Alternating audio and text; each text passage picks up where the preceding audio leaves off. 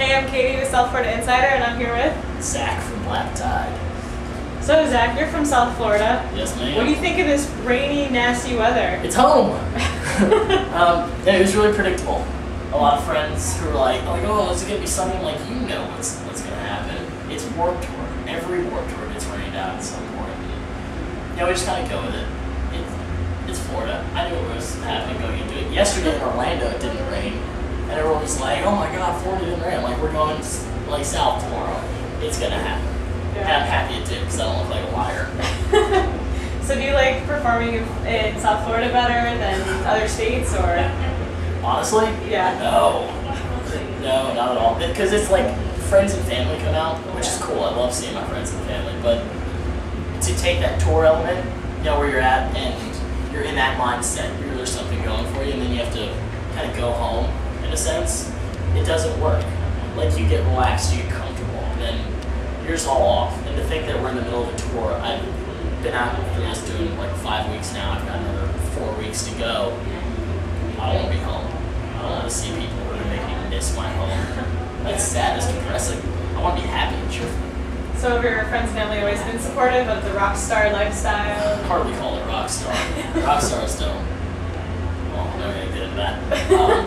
But yeah, they've always been just completely behind it since day one.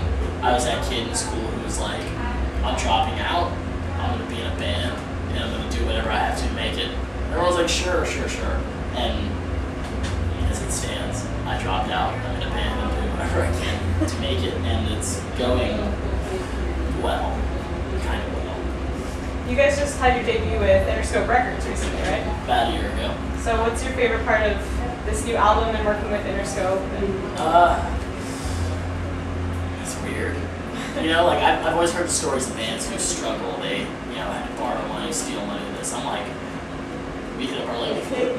Like, I guess there's more of a, I don't want it to come off sound like chauvinistic or anything, but there's more of a professional sense with us than a lot of the bands that I've grown up watching. Like, I used to watch Dudes Revenge Sevenfold. They're like, we toured our van for years, and so did this. We had our stuff still. I'm like, done the van tour, but like, while we were out of money, we hit up our label. Like, listen, we can't finish touring unless we get this certain allotment or something, or we need help promoting.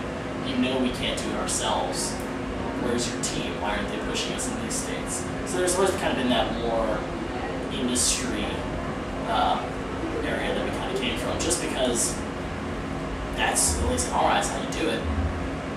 I mean, I get the street team thing, we did that, and I'm not saying we didn't promote ourselves, but having a label there to back us and help us out was just huge. So it definitely has its benefits. Oh yeah. So you guys are on Warped Tour now. What are you guys going to do after Warped Tour? After Warped Tour, right now the plan is make another record. We started writing it, probably about 6 or 7 songs right now. We demoed a few.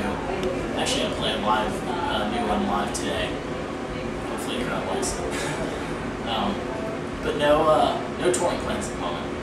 We're working on it though. I think we're looking at starting a tour again either at the end of this year, maybe some like headlining stuff at some point. But nothing's confirmed, nothing's concrete. We really want to focus on the record.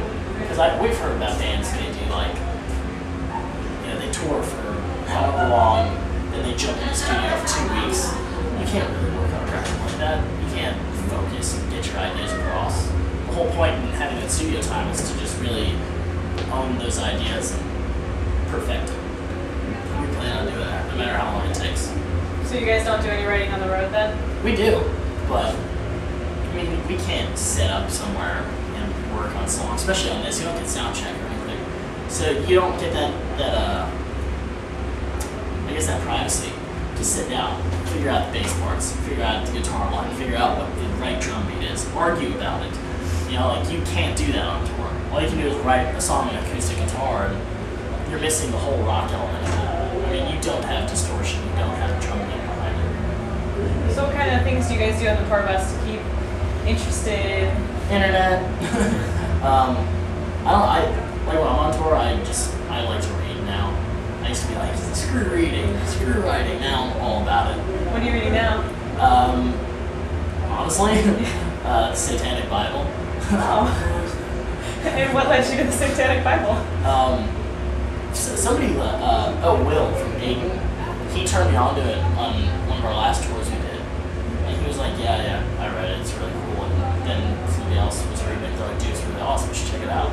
So I started reading it, and I was like, this works. I'm not saying I'm a Satanist or anything, but Halloween's your favorite holiday now. No, it's never been. Halloween. It makes a lot of sense. And I'm like, cool, I get it. I'm not ignorant. I'm open-minded enough to understand things. I've read the Bible, I've read this and that. You search around.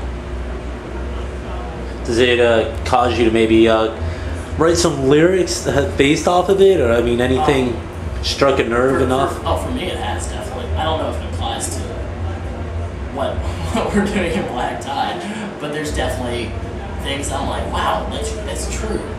Like, I never thought of it that way. I've been told this in my ear for so many years. Why? And that leads you to some crazy thoughts. But what about crazy lyrics? Do you think any of that's going to translate over to the next album? I hope so. I want it to. Is it disturbing enough? I wouldn't say it's disturbing. It's just from the right place. It's real emotion.